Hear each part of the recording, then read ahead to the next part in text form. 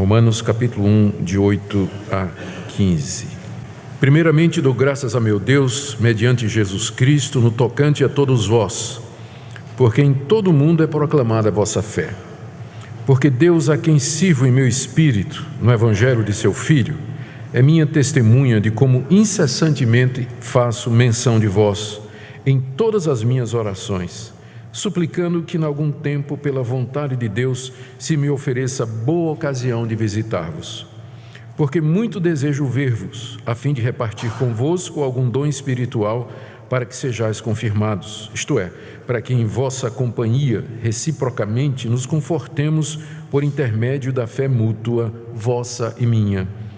Porque não quero, irmãos, que ignoreis que muitas vezes me propus ir ter convosco, no que tenho sido até agora impedido, para conseguir igualmente entre vós algum fruto, como também entre os outros gentios. Pois sou devedor, tanto a gregos como a bárbaros, tanto a sábios como a ignorantes. Por isso, quanto está em mim, estou pronto a anunciar o Evangelho também a vós outros em Roma. Até aqui a leitura da Palavra de Deus. Vamos orar, pedir que o nosso Deus nos oriente na compreensão da sua Palavra. Senhor, nós queremos pedir que Teu bendito Espírito Santo aplique a Tua Palavra aos nossos corações. Nós sabemos que sem a atuação dEle em nós, nós seremos apenas ouvintes da Palavra, mas nós queremos que ela seja implantada profundamente em nosso coração e produza fruto para a vida eterna. Oramos por transformação, renovação, iluminação, compreensão, conforto. Enfim, Senhor, como o Senhor nos conhece, dá-nos de acordo com a necessidade e que Tua Palavra, Senhor, seja instrumento nessa noite para a edificação do Teu povo, trazendo assim glória ao Teu nome. É o que nós te pedimos, orando também por outras igrejas, onde nesse momento também Tua Palavra está sendo pregada, para que ela se propague por esse país tão querido e tão carente. Em nome de Jesus. Amém. Meus irmãos, na mensagem anterior, nós vimos porque o apóstolo Paulo escreveu essa carta. Ele estava no final da sua terceira viagem missionária, depois de muitos anos pregando na bacia do Mediterrâneo, e ele tinha colocado os olhos na Espanha, que era um campo onde Cristo não havia sido ainda anunciado. Então ele planeja chegar até a Espanha, e no caminho para a Espanha está exatamente a igreja de Roma, que ele não havia fundado, mas na qual havia muitos conhecidos. Paulo não era oficialmente conhecido da igreja de Roma, embora tinha amigos lá.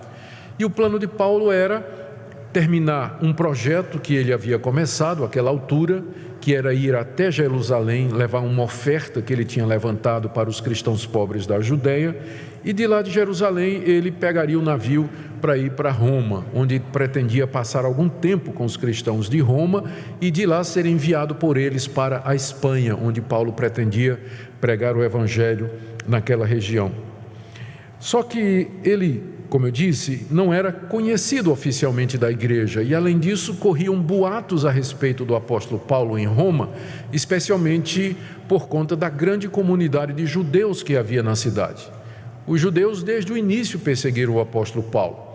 E a fama de Paulo entre a comunidade judaica era de alguém que havia apostatado do judaísmo, abandonado a sua religião, havia traído a religião dos seus pais, havia negado Moisés, falava contra o templo, falava contra a lei de Deus, obrigava os judeus a não mais circuncidar os seus filhos, dizia que Israel não era mais o povo de Deus. Havia muita fofoca, muita crítica acontecendo entre os judeus a respeito do apóstolo Paulo. E ele sabe que quando chegasse em Roma, ele haveria de enfrentar opositores, devido à quantidade de judeus que havia em Roma e ao fato de que a igreja de Roma era também composta por judeus.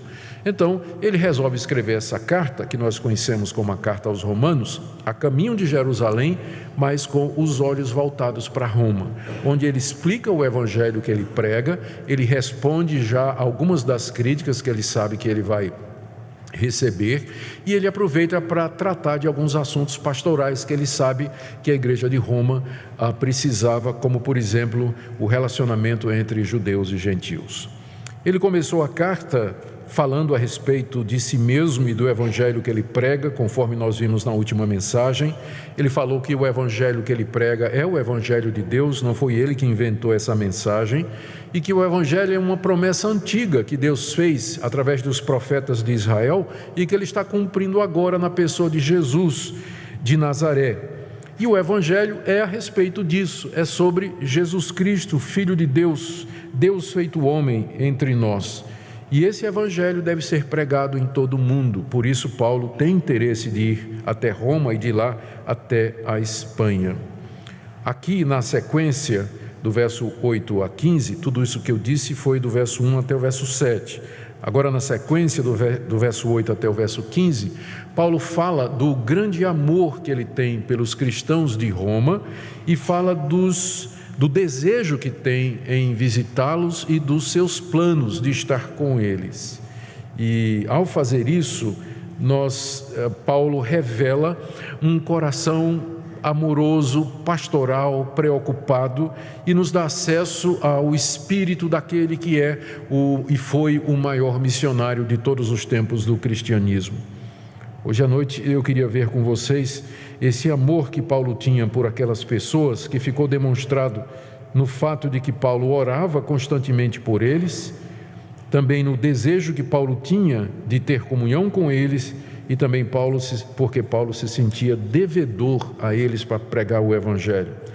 O meu alvo ao fazer essa exposição é tentar aprender com o apóstolo Paulo o que é ser crente. O que é que significa ser um crente piedoso? O que é que significa ser alguém de fato comprometido com o evangelho? Aqui nessa passagem, o apóstolo Paulo abre a janela do seu coração, descortina o seu interior, e nós podemos ver como é o coração de um homem temente a Deus, alguém completamente comprometido com o evangelho de Jesus. E fazendo isso, a nossa expectativa é que o Espírito Santo de Deus sonde o nosso próprio coração. E usando Paulo como exemplo, também nos oriente, nos corrija, nos conforte e nos encoraje a viver uma vida que sirva a Deus com tal intensidade como o apóstolo Paulo.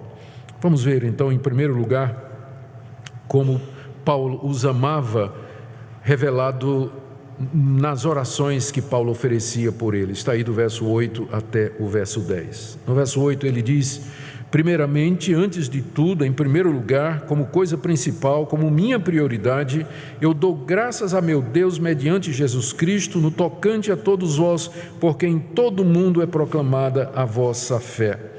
Mesmo que Paulo não tenha fundado a igreja de Roma, e mesmo que outras pessoas eram líderes da igreja de Roma, Paulo agradecia a Deus porque a igreja de Roma era uma igreja que crescia. Era uma igreja que tinha se espalhado, cuja fé havia se espalhado pelo mundo todo.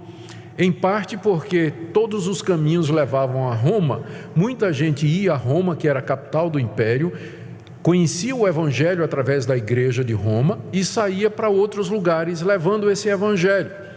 A obra missionária da igreja de Roma era conhecida já, a fé daqueles irmãos já era propagada em todo o império romano.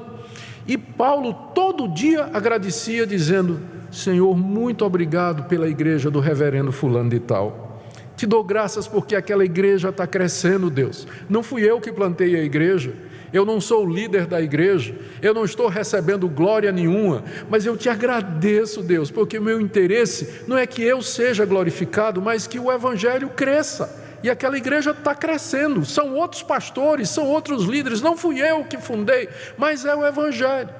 Conseguem perceber como Paulo se agradece todo dia a Deus por uma igreja que ele não plantou, ovelhas que não eram suas, um trabalho que ele não liderou, por frutos que ele não procurou. A gente mal consegue agradecer a Deus pelo que Ele está fazendo na nossa vida, muito menos se alegrar quando outras igrejas, outros irmãos, outras pessoas estão avançando espiritualmente e levando o Evangelho ao mundo inteiro. Meus irmãos, o coração de Paulo aqui é o coração que nós deveríamos ter. o amor que nós devíamos ter pelo reino de Deus, pela igreja. O reino de Deus é maior do que a igreja presbiteriana, é maior do que a sua denominação. Deus tem 7.000 que não dobraram o joelho a Baal. Há milhares e milhões de cristãos em todo lugar, que creem no Senhor Jesus como você crê. E nós temos que nos alegrar com esse fato, com o progresso do Evangelho, ainda que não seja da nossa denominação. Mas onde o verdadeiro Evangelho está sendo ensinado, nós temos que ajoelhar diante de Deus e dizer: Deus, eu agradeço, primeiramente, antes de mais nada, antes de agradecer por mim, porque o teu Evangelho, a tua igreja está crescendo no mundo. Essa é a razão pela qual a igreja, desde o início, ela foi chamada pelos teólogos de católica e universal. Infelizmente, a igreja de Roma mais tarde vai pegar o termo católica para ela, mas um dos atributos da igreja é que ela é católica. A católica significa simplesmente que ela é do tamanho do mundo, ela se estende pelo mundo todo. A fé é universal, é de todas as raças, é de todos os povos, e não somente nossa. Então, o alegrar-se pelo avanço do reino de Deus, pela propagação da semente em todo o mundo, isso estava no coração do apóstolo Paulo e mostrava como ele de fato amava aqueles irmãos, não é? Primeiramente, dou graças a meu Deus mediante Jesus Cristo no tocante a todos vós, porque em todo o mundo é proclamada a vossa fé. Graças a Deus. Os pastores deveriam desenvolver esse espírito mais, porque há muita concorrência às vezes, muita competição. Um pastor está alegre pelo sucesso do outro, tem que ser um pastor crente, para poder se alegrar com o sucesso de outros pastores. E aqui tem um pastor alegre pelo sucesso do pastor de Roma, o apóstolo Paulo, dando graças a Deus por isso. Nós deveríamos ter esse espírito entre nós que somos líderes. Paulo coloca isso como prioridade, já falei, e note que ele diz que ele dá graças ao seu Deus, o que revela essa intimidade, esse intenso envolvimento pessoal com Deus. O relacionamento de Deus com Paulo não era com a divindade distante. Ele pode se referir a Deus e dizer: é o meu Deus. E essa expressãozinha curta traz um mundo de significado, revela essa relação pessoal intensa do apóstolo Paulo, a ponto dele dizer: é o meu Deus com quem eu tenho esse relacionamento. E ele diz também no verso 8 que essa ação de graças é mediante Jesus Cristo, porque é somente através de Jesus Cristo que nós podemos chamar Deus de nosso. Senão ele não é o nosso Deus, senão ele é o Deus criador do universo, juiz universal de todos, e que haverá de nos julgar pela sua santa lei. Mas mediante Jesus Cristo eu posso dizer: ele é o meu Deus, com quem eu tenho um relacionamento pessoal constante, diário e profundo. Uma ironia: Paulo está agradecendo porque a fé da igreja de Roma é proclamada em todo o mundo. Se Paulo fosse escrever uma carta aos romanos hoje, ele escreveria uma carta contra os romanos, e não aos romanos, né? Mas contra os romanos. Infelizmente, através da história, a igreja de Roma, elogiada aqui, ela se desviou dos caminhos de Deus, especialmente durante a Idade Média. Deu origem a uma religião que se propõe cristã, mas que pouco preserva do cristianismo original, como Paulo defende aqui nessa carta.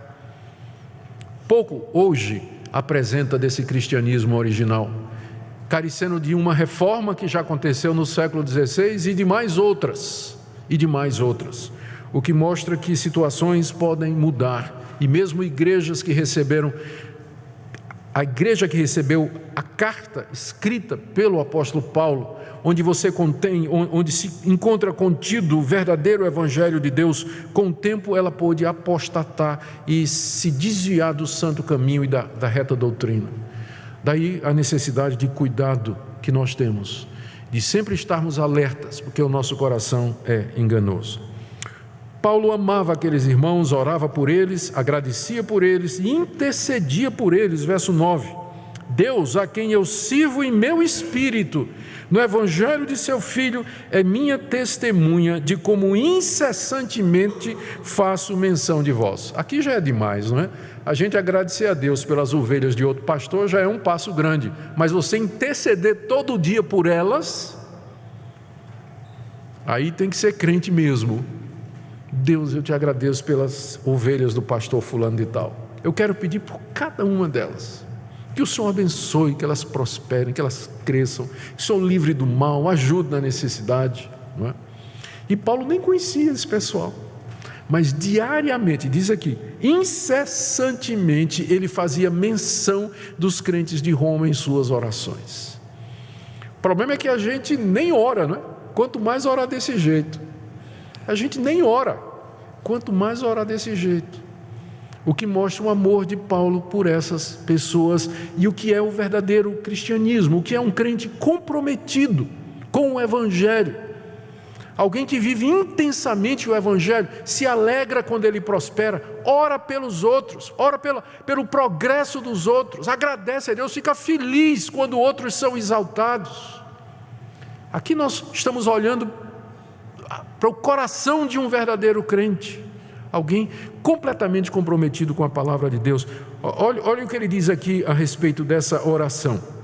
Primeiro que ele fazia isso constantemente, está aí no verso 9, não é? Incessantemente eu faço menção de vós nas minhas orações, e ele até invoca Deus como testemunha, não é? Porque pode parecer uma coisa que os romanos iam dizer assim: eu não acredito que você faz isso, eu não acredito que você ora por nós, você nem nos conhece, não é? Eu não acredito que você ora por nós. E Paulo diz assim: Deus a quem sirvo em meu espírito no evangelho de seu filho é minha testemunha, porque Paulo sabia que só podia chamar como testemunha Deus, né? Porque só Deus conhecia a vida de oração dele. Então ele chama Deus como testemunha, porque parece incrível que ele desse graças pelos romanos e que orava por eles todo dia. Na verdade, se você for olhar as outras cartas de Paulo, ele orava todo dia pelos colossenses, filipenses, tessalonicenses. Em todas essas cartas ele diz: incessantemente eu lembro de vocês. Era um homem de oração que amava o povo de Deus, que tinha interesse pelo povo de Deus. Note como ele se refere a Deus aqui, ó. Ele diz: eu chamo Deus como testemunha, o Deus a quem eu sirvo. A palavra servir aqui é de onde vem a palavra que significa serviço religioso. Então Paulo aqui está dizendo: esse Deus que é o meu Deus, a quem eu sirvo, a quem eu sirvo como um sacerdote, é isso que quer dizer.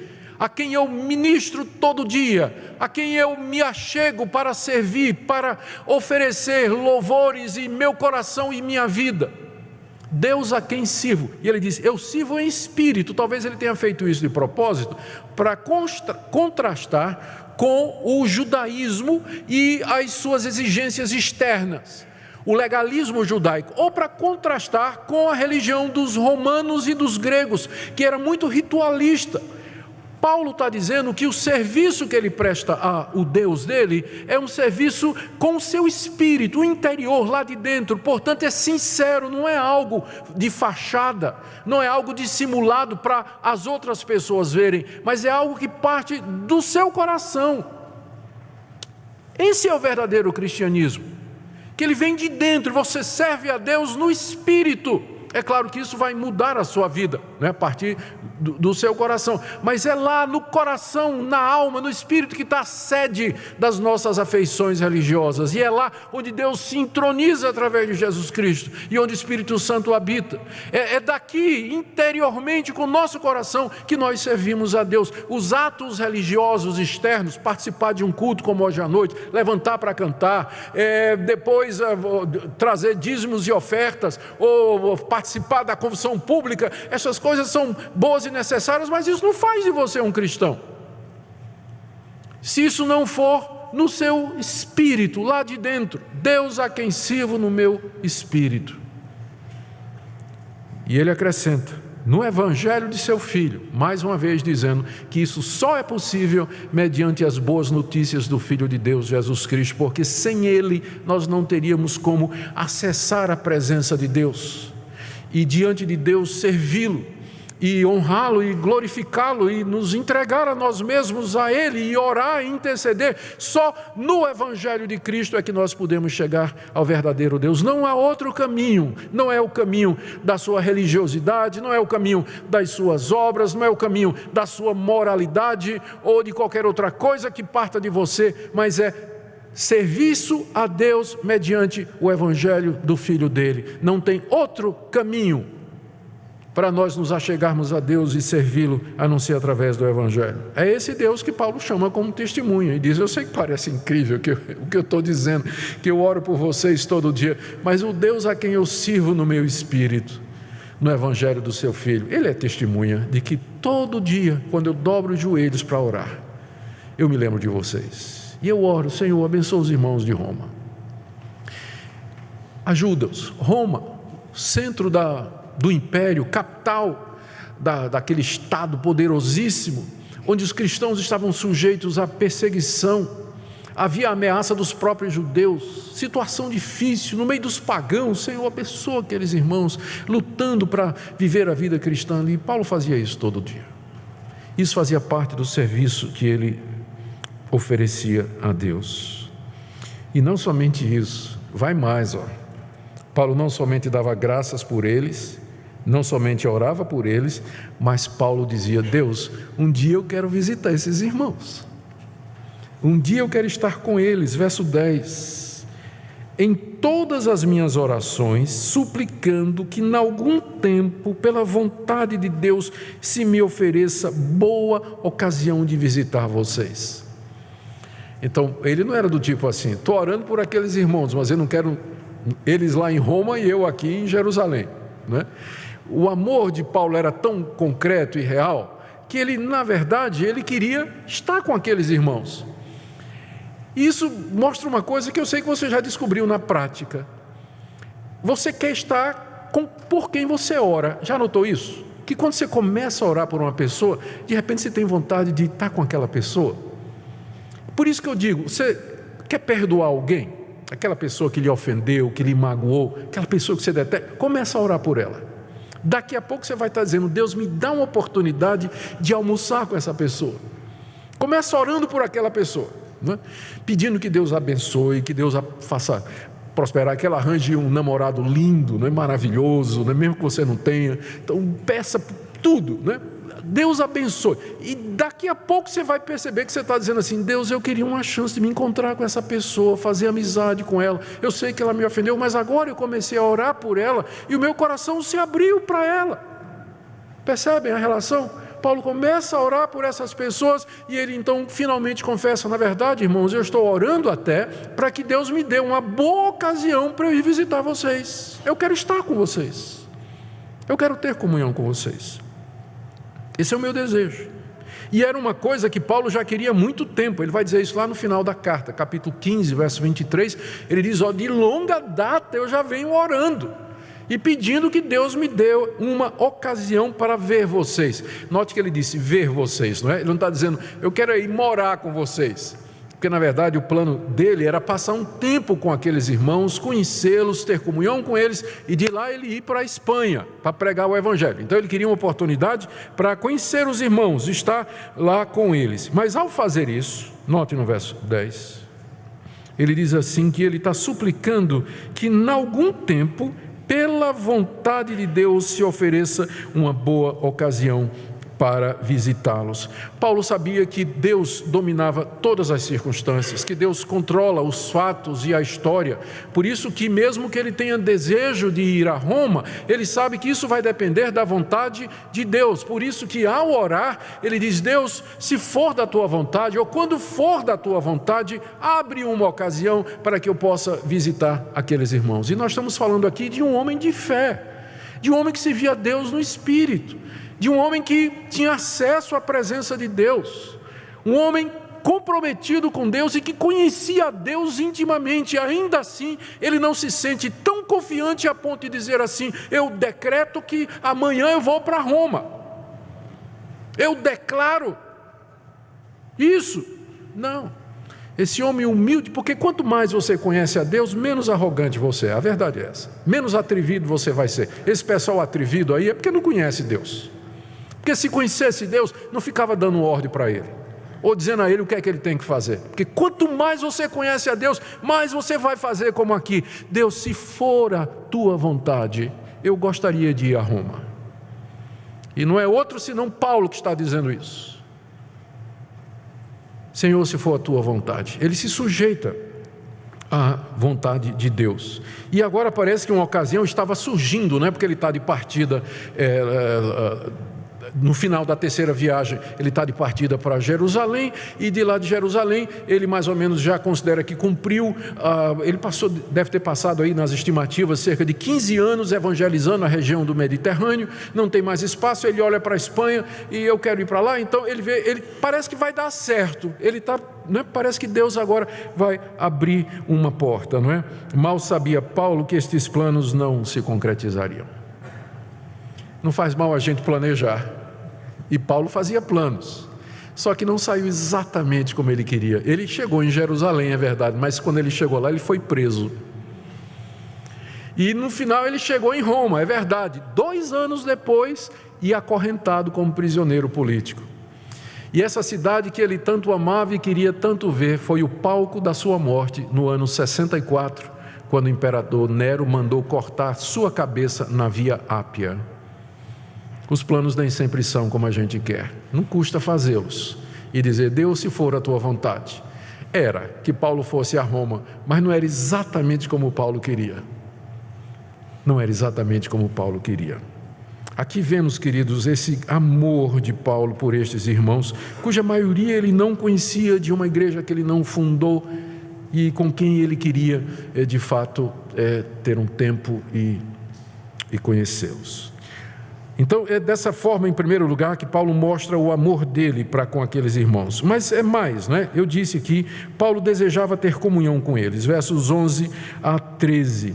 Ele diz no verso 11 que queria estar com eles e ministrar para eles. Verso 11, muito desejo ver-vos, a fim de repartir convosco algum dom espiritual, a fim de que sejais confirmados. Ou seja, eu queria ver vocês e, estando aí com vocês, oferecer a vocês aquilo que Deus me deu. Eu sou um mestre da palavra, eu sou um apóstolo, um pregador, e eu queria confirmar a fé de vocês. Vocês já são cristãos, vocês já aprenderam o evangelho, mas Deus me deu dons, Deus me deu habilidades, e eu quero usá-las para abençoar a vida de vocês.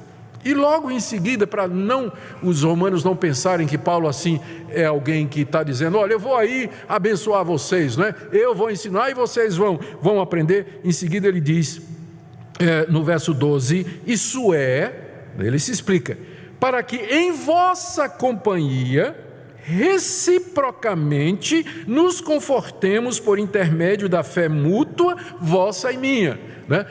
Então ele já corrige para não dar uma má impressão. Não é assim, eu quero ir aí porque eu quero pregar para vocês, porque eu vou ensinar e vocês vão aprender. Diz, não, na verdade eu quero ir aí para que nós nos confortemos mutuamente. Primeiro, vocês observando a minha fé, observando os dons que Deus me deu, eu posso ministrar a palavra a vocês, e eu me sentindo encorajado com a fé que vocês têm, me sentindo animado, disposto a continuar, vendo a obra de Deus no meio de vocês. Ou seja, Paulo não era, apesar de ele ter chegado àquela estatura, ele nunca se via como tendo chegado a um ponto em que ele não podia ser ministrado por outra pessoa. Nós nunca chegaremos a um ponto em que nós não precisamos ser ministrados por outras pessoas, abençoados por outras pessoas. E não existe alguém tão pobre de dons espiritualmente que não tem alguma coisa para dar a outro. Sempre alguém pode se beneficiar da sua presença, da comunhão contigo, passando um tempo com você. Nessa comunhão, Paulo queria fortalecer aqueles irmãos e ele mesmo ser fortalecido para pregar o evangelho em todo mundo. Ele ansiava pela comunhão dos irmãos. Eu não entendo como ainda tem desigrejado. Você sabe o que é o desigrejado, não é? Alguém que quer ser crente, mas não quer igreja. Paulo queria igreja. Se tinha alguém que podia ser desigrejado, era Paulo, não é? Porque o relacionamento com Deus era tão profundo. Mas ele queria ir para Roma, para ter comunhão com aqueles irmãos que ele nem conhecia. Queria participar da vida comunal com eles, ministrar e ser ministrado. confortar e ser confortado. Quando a gente insiste com vocês a necessidade da igreja, nós não estamos fazendo isso para ver a igreja lotada, banco cheio, oferta subindo, números. Não é esse o nosso interesse. É porque a gente sabe que você não pode ser crente se você não tiver a comunhão dos santos. Você precisa da comunhão dos santos, dos irmãos. Você precisa de um ambiente onde você pode ser edificado, ministrado, confirmado e onde você pode exercer seus dons espirituais. Está muito claro isso aqui. Esse anseio de Paulo de querer estar com os irmãos para essa edificação mútua. É um movimento triste esse que está acontecendo no mundo todo, chamados de desigrejados, que querem a Cristo, mas não querem a noiva de Cristo, que é a sua igreja. E não somente Paulo queria ser confortado por eles, ele diz no verso 13, que muitas vezes, irmãos, eu me propus ir até com vocês, no que tenho sido até agora impedido, para conseguir igualmente entre vós algum fruto, como também entre os outros gentios. O interesse de Paulo, além da comunhão com eles, era obter algum fruto do seu trabalho entre os romanos, e não só entre os romanos, ele diz, mas entre os outros gentios, a saber, os espanhóis, a quem Paulo pretendia pregar o evangelho. Ele queria isso, a vida dele era voltada para isso, ver o fruto do evangelho florescer entre os povos, aonde ele pudesse chegar com o evangelho. Era esse o seu plano, e nisso ele tinha planejado ir muitas vezes, diz aí o verso 13, só que ele tinha sido impedido. Nem o apóstolo Paulo sempre conseguia as coisas do jeito que ele queria. Ele já fazia planos para ir para Roma, mas não dava certo. Provavelmente ele vai dizer isso no final da carta. A razão é que ele estava pregando, ainda tinha muito campo para evangelizar ali ao redor da bacia do Mediterrâneo. E quando ele plantava uma igreja, ele tinha que organizar aquela igreja, tinha que promover a eleição da liderança, deixar a igreja estruturada. Aí ele ia plantar outra igreja, depois voltava para ver como estavam os novos convertidos. Era um trabalho intenso e ele dia muito queria ir para Roma, mas não dava. O trabalho, o campo missionário exigia a sua presença ali. Ele não podia largar aqueles irmãos, embora agora ele pensava que estava chegando a hora. Aqui você vê o grande apóstolo Paulo ansiando e desejando a companhia dos crentes para consolo, conforto e busca do fruto espiritual. Que seja de lição para nós. O último ponto está do verso 14 a 15. Estamos falando de que maneira Paulo revela o seu amor por aqueles irmãos, orando por eles, querendo ter comunhão com eles, e em terceiro lugar, Paulo se sentia devedor a eles. Versos 14 e 15, eu sou devedor tanto a gregos como a bárbaros, tanto a sábios como a ignorantes, por isso quanto está em mim, estou pronto a anunciar o evangelho também a vós outros em Roma. Paulo se sentia devedor por alguns motivos. Primeiro, porque ele foi salvo pela graça de Deus. Ele era um fariseu arrogante, um religioso prepotente, cego pelo legalismo da sua religião, cheio de ódio contra Cristo e contra os seus seguidores. E um dia a graça de Deus o alcançou sem mérito, sem favor, sem merecimento da parte de Paulo. Mera misericórdia de Deus. Deus aparece em Cristo Jesus no caminho de Damasco e o fariseu é transformado. Então Paulo foi salvo pela graça, e quando nós somos salvos, quando nós entendemos o amor de Deus por nós, a gente se sente devedor dos outros, não é verdade? Se Deus me deu essa graça de me perdoar os meus pecados e me aceitar, então eu me sinto em dívida para com as outras pessoas, para que elas também que elas experimentem também essa graça e essa misericórdia, né? Alguém já disse que evangelizar é um mendigo dizer a outro onde é que ele encontrou pão. Agora imagine um mendigo, um morador de rua, passando fome, e ele descobre um lugar onde tem pão de graça. É isso? Ele vai sair gritando, né, para os outros amigos: gente, eu achei pão de graça. Olha, aquele lugar ali tem um pão de primeira, de graça. Ele se sente devedor, porque ele recebeu gratuitamente, misericordiosamente, aquilo que ele precisava da vida. Ele se sente em dívida. Se ele não contar para ninguém, ele vai se sentir um egoísta, ele vai se sentir culpado de que outras pessoas vão morrer sem pão, quando ele tem o pão e sabe onde encontrar. Por isso Paulo diz: eu sou devedor, porque a graça do Evangelho me alcançou. Eu não posso ser outra coisa, eu não posso sentir outra coisa, porque eu recebi o perdão de pecados. E ele diz então que por isso, né, ele se sente devedor a gregos e a bárbaros. Aqui só uma curiosidade: a palavra bárbaros tem origem, como é o nome daquela figura de linguagem? Por exemplo, clique, tem um nomezinho, né? É que a gente dá uma palavra a partir do som, é onomatopeia. Então, clique, não tem a palavra clique, mas porque faz aquele barulho, clique, a gente criou o verbo clicar, né? Clicar. Os gregos se julgavam superintelectuais, a nata do universo, a raça nobre, isso a partir dos esforços de Alexandre o Grande, com a expansão da helenização cerca de 250 anos antes de Cristo, que dominou todo o império até que os romanos tomaram conta. Mas os gregos se achavam superior, e grego era a língua falada por todo mundo, era a língua dos educados. Quando vinha uma pessoa de outra nação que não falava grego, os gregos escutavam ele dizendo bar. Daí criaram a palavra bárbaro. Bárbaro era quem não falava grego e era considerado ignorante. E entrou para a nossa língua exatamente por isso, né?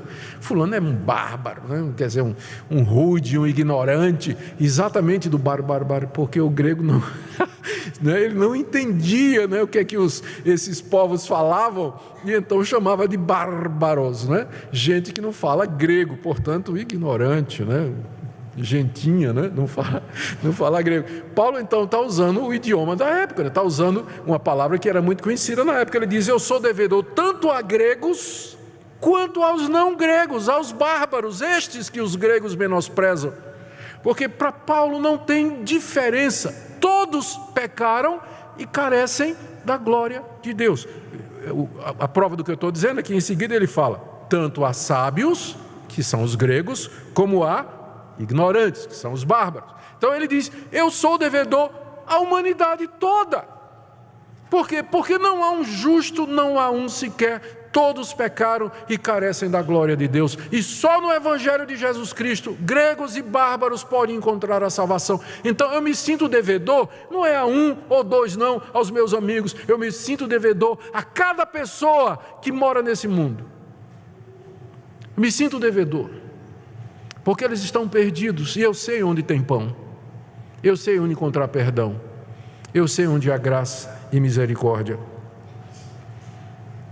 Por isso que ele diz, verso 15, que ele está pronto a ir anunciar o Evangelho também a vocês que estão em Roma.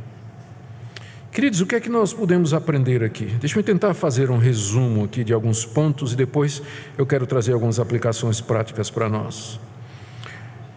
Primeiro, a gente não cansa de se maravilhar com o poder do Evangelho. Quem está dizendo essas coisas, quem tem esse coração amoroso, cheio de oração, de desejo de estar com aqueles irmãos que ele nunca viu e que se sente devedor a eles, é aquele Saulo de Tarso, fariseu arrogante, pretensioso, que achava que estava fazendo um favor a Deus, matando os cristãos, perseguindo os cristãos e jogando-os na cadeia. E o Evangelho mudou esse homem, de um fariseu endurecido, cheio de mágoa, de ódio, é agora um homem apaixonado pelo Evangelho, que ama as pessoas, ora pelas pessoas, quer estar com elas, quer aprender delas, quer ser edificado por elas, e se sente devedor. Não que as pessoas lhe devem, ele é o grande pregador do Evangelho, mas ele se sente devedor das pessoas, porque ele recebeu uma graça não merecida. O Evangelho faz isso, ele muda pessoas, ele transforma pessoas, ele faz com que Saulo de Tarso seja o Paulo que escreve a carta aos Romanos. E eu queria que você cresce nisso nessa noite, no poder do Evangelho, de como Deus pode mudar a vida de uma pessoa, transformar uma pessoa, tirar o seu coração de pedra, o coração de mágoa, de ressentimento, de raiva com Deus e com a vida, e transformar numa pessoa leve, feliz, cheia de amor, que quer abençoar outras. É isso que o Evangelho quer fazer em nós, e é isso que significa ser cristão, é ser alcançado por esse Evangelho. Segunda coisa, aqui nós aprendemos o que é de fato uma vida piedosa espiritual, o que é uma pessoa comprometida com o Evangelho. Era a vida de Paulo, não é porque ele era apóstolo não. Se Deus não tivesse chamado ele para ser apóstolo, mas para ser um fazedor de tendas, ele teria esse mesmo coração, de servir a Deus, buscar a Deus, orar pelos outros, se interessar pelas pessoas, querer ter comunhão com elas e, quanto puder, abençoá-las com os dons que ele recebeu. Compare isso com sua vida. Nós aprendemos também desse texto a importância de estarmos em comunhão. Quando a gente insiste com a igreja, venha para os cultos, é importante. Durante a semana, participe de um grupo de estudo bíblico, um grupo de discipulado, procure irmãos para você ter comunhão. Nós não estamos fazendo isso por outra razão, a não ser porque é bíblico. É bíblico a comunhão dos santos. Nós estarmos juntos, nos ministrarmos uns aos outros, aprendermos uns com os outros, crescermos juntos. A igreja é um corpo, você faz parte de um organismo vivo. As metáforas que a Bíblia usa para a igreja, todas elas nos dizem isso. Nós somos galhos de uma árvore, pedras de um edifício. Fazemos parte dessa coletividade. Quarta coisa, a obrigação de pregar o Evangelho. Se você foi alcançado pelo Evangelho, por que é que você não se sente devedor? Se você sabe o caminho para Deus, você não se sente na obrigação a dizer isso para outra pessoa? Eu sei que há dificuldade natural do temperamento, às vezes você não tem palavra, o mundo de hoje é muito complexo para você. Se você disser assim, Jesus Cristo salva, cada uma dessas 3 palavras você vai precisar explicar. Aqui Jesus você se refere, o que Cristo você se refere, o que é que significa salvar? Eu sei. Mas há ferramentas, há métodos, há meios, há caminhos para que você possa compartilhar a sua fé e dizer, ou pelo menos se você não consegue dizer a ninguém, você pode dizer, eu queria convidar você para ir na minha igreja. Mesmo que você não consiga explicar o Evangelho para alguém, mas você pode fazer um convite. Você pode dizer, olha, a minha igreja tem pregações e tudo, é www.pipg.org. Tá, tem programa tal, ou então em tal lugar tem um site que você pode... Então, eu não sei explicar a minha fé, mas está aqui um Novo Testamento aqui para você. Tem um folheto aqui para você. Na saída ali, na bancada ali, tem um stand cheio de folheto. É de graça, pode pegar e levar. Então, há muitas formas de você dizer onde tem pão. Há muitas formas de você dizer. E finalmente lembremos de que a gente pode fazer planos, mas a resposta final é de Deus. Paulo não tinha a menor ideia de como é que ele ia para Roma. Ele foi, mas não foi bem como ele estava pensando. Mas Deus afinal cumpriu os seus planos, porque preso em Roma, Paulo escreveu Efésios, Filipenses, Colossenses e a carta de Filemão. Se ele tivesse solto, nós estaríamos privados dessas cartas. Mas lá da prisão, ele abençoou muito mais gente do que se ele tivesse seguido os planos dele. Ele evangelizou não somente... A gente não sabe nem se Paulo teve na Espanha, provavelmente nem foi para a Espanha, mas ele chegou lá de outra maneira, através dos seus escritos e das cartas da prisão. Porque o nosso Deus é soberano e Ele reina, e é a Ele que a gente quer servir. Que Deus nos ajude, irmãos, a que diariamente nós tenhamos um tempo para servir a esse Deus. Que Ele nos dê graça de buscar comunhão com os demais irmãos. Que Ele nos dê a graça de testemunhar do Cristo vivo, porque nós somos devedores a todos os homens desse Evangelho. Amém. Ó Deus, eu queria muito ser como o apóstolo Paulo. Eu queria ter esse coração de amor, de compaixão. Eu queria aprender mais a te servir no meu espírito. Eu queria entender mais a profundeza do Evangelho, Deus. Eu já sou crente há tanto tempo, mas eu sinto que nem comecei. E quando eu penso nos jovens que estão aqui, tem tanta coisa pela frente, alguns deles desperdiçando a oportunidade, gastando o dia, Senhor, fazendo coisas que não têm repercussão nenhuma para a eternidade. Há tanto a conhecer, tanta gente por quem orar, tantas oportunidades de testemunhar. Senhor, me faz um crente melhor, Oro também pelo povo que o Senhor colocou nessa igreja, que me deu a responsabilidade de pastorear junto com meus irmãos presbíteros e pastores. Nos ajuda a nós mesmos a dar o exemplo de compromisso, de piedade, de devoção. Não permita que nenhum desses que estão sob o nosso cuidado se perca, mas que eles possam entender o Evangelho na sua plenitude e amar-te. Senhor, a gente não pode alcançar essa cidade sozinhos, mas se eles lembrarem que são devedores, se cada um deles, onde estiver, disser onde tem Evangelho, onde tem perdão, nós veremos Tua palavra se espalhando nessa cidade. Ajuda essa igreja e as demais igrejas, ó Deus, aqui, nessa região. Levanta pastores segundo o Teu coração, presbíteros segundo o Teu coração, diáconos segundo o Teu coração, professores de escola dominical, líderes de grupos, líderes das senhoras, de jovens, Senhor.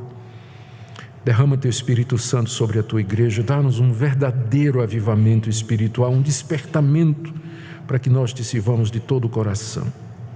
Aplica essa palavra ao coração do Teu povo, é o que nós pedimos em nome de Jesus. Amém.